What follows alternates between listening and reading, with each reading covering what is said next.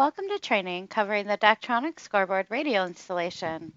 In this video, we will cover the Gen 5 and 6 radio receiver installation in a fixed-digit indoor scoreboard.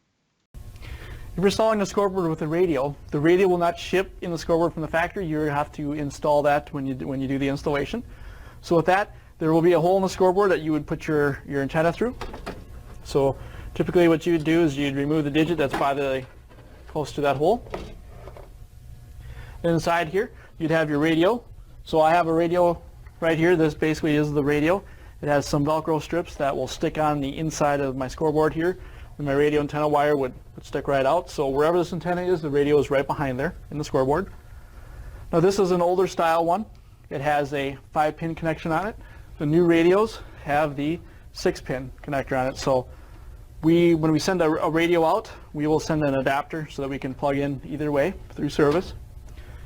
So the radio itself is the same. So on the inside, if you take the cover off, there is a dial to set my broadcast, there's a dial to set my channel, and a dial for function. The function setting is not used, but this is how we'd set our broadcast and channel on the radio itself. So default from the factory, it'll be set to channel 1 and broadcast 1. For facilities that are close together, you will want to change the broadcast so you are not interfering with each other when both facilities are using Daktronics equipment. An example would be on a baseball or softball field. Each field will want different broadcasts set so they can be operated separately at the same time without interfering with one another. We also have, if customers are worried about the antenna breaking off, we will send the antenna along, or the radio along with a U-bolt that goes over the antenna.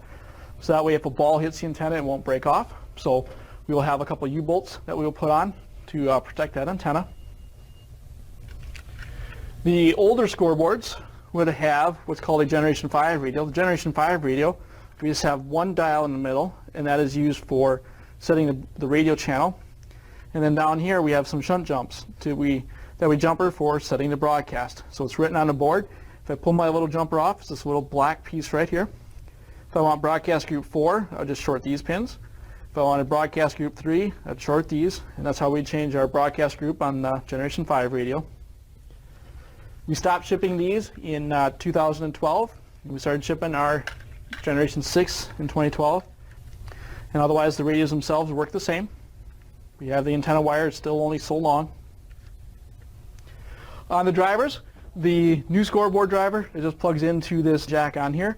The older scoreboards would have a little jumper that had a 5-pin connector on it to plug the radio into. You would not plug into, the older driver had a 5-pin jack on the driver. The radio did not plug into that. It plugged into a little harness that came out that you'd plug your radio into. And then be labeled J45. Additional resources may be found on Daktronics.com/support, as well as the Daktronics knowledge base using keywords listed here.